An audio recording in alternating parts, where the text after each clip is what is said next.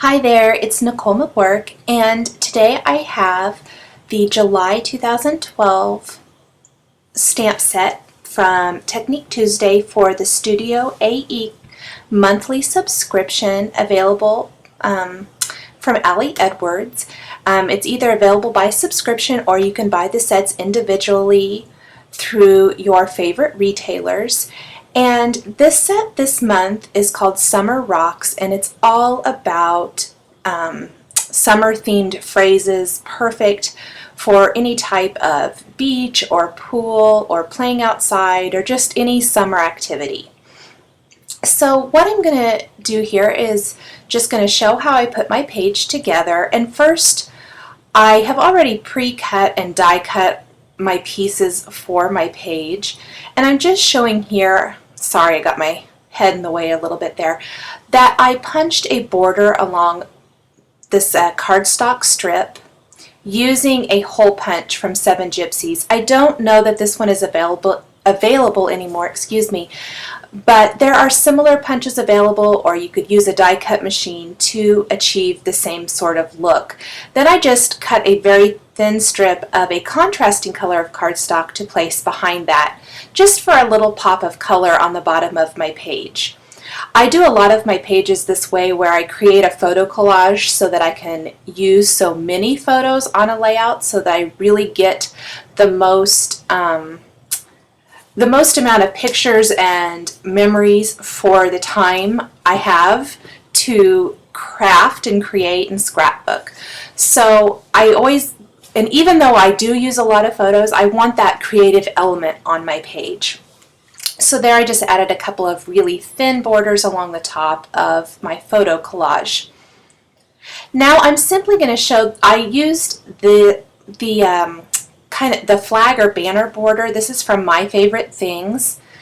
It comes with several different nesting type banner shapes, and I'm just showing how I used my Sizzix Big Shot to cut all of these banners. So I'm just cutting them all out of either pattern paper or cardstock, and I'm also cutting I'm cutting two for each flag or banner that I'm using on my page.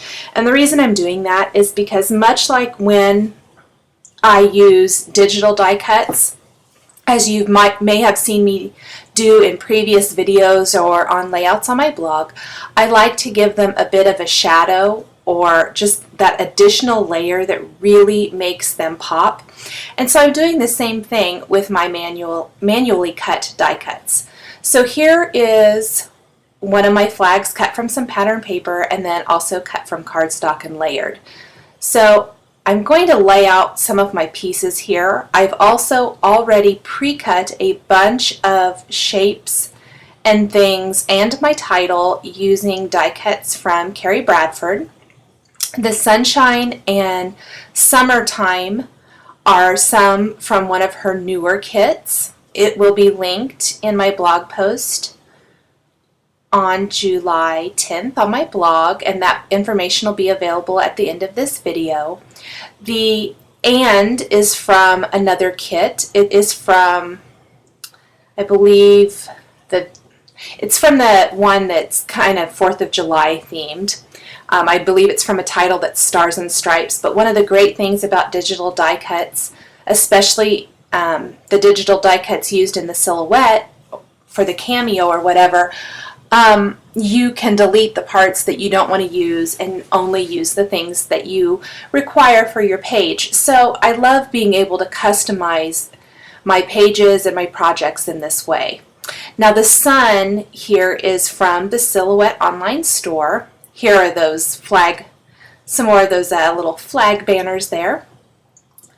So I just combined some of Carrie's shapes and also other shapes. The heart is also from Carrie, as well as the flag.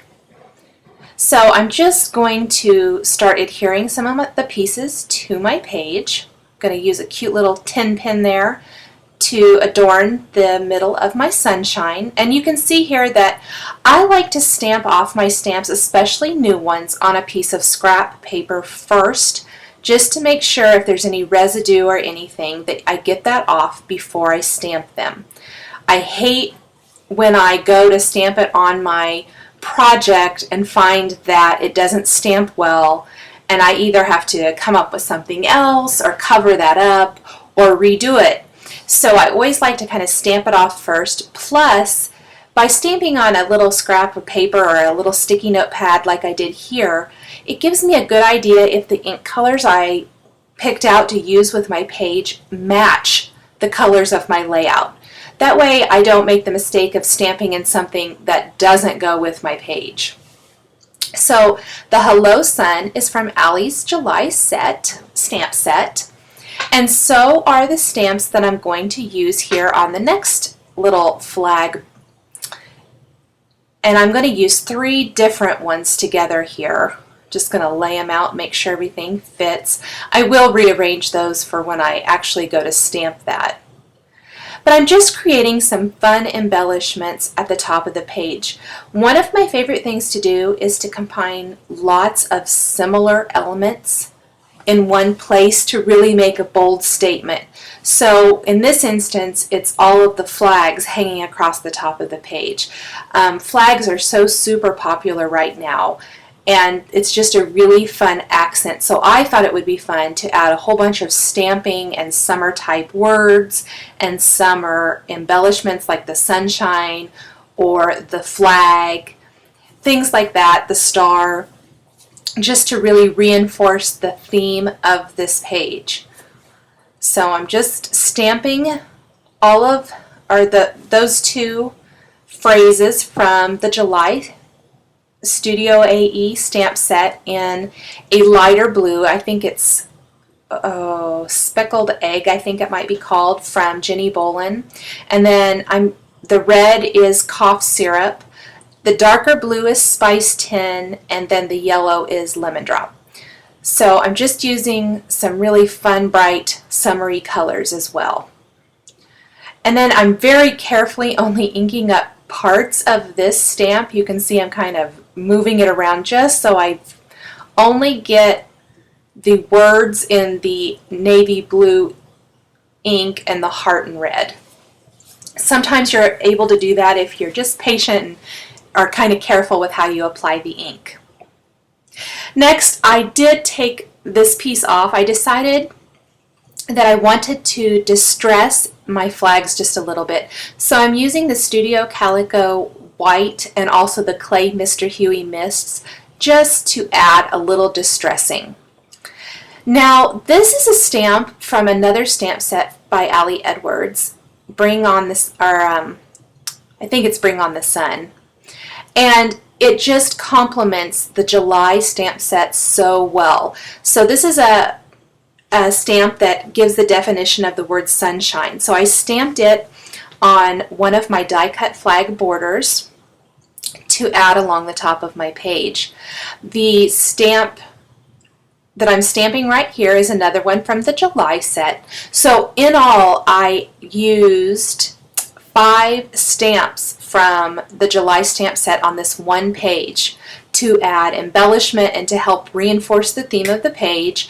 And then I'm also using 2 stamps, the definition and then this stamp here, that I'm doing the same thing that I did with the We Love Summer stamp. Both of these are from another Ali Edwards stamp set, which will also be linked in the supplies for this layout on my blog post on July 10th. So I'm going to stamp that right in this little pre-made box on this Jenny Bolin tag. And then once I've done that and I've added some distressing to a couple of the other flags and things with this Studio Calico Mist, I'm ready to add some of my dimensional embellishments, my ribbons, the buttons, things like that. So I'm just going to kind of sew that in place there, and then I will add that to my page. I ended up not securing that one. I just stuck the ends. I didn't tie it in a knot, I guess. I did secure it in the adhesive on the back of my flag.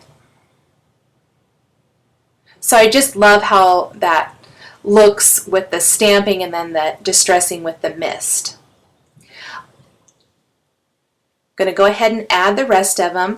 Now I did print my journaling on some October afternoon label stickers. That's another thing that I love to do, and I do that often on my pages, but it's just one of those things that I really like the look of. And then I stamped that little sunshine. I guess I ended up using 3 from the Bring on the Sunshine stamp set from by Allie. That little sun is from that as well, and that's a die cut tag from a kit from the Silhouette store, which those will also be listed, the exact shapes I used on my blog post. So I'm just going to put a little string through that cute little tag and hang that from the button there.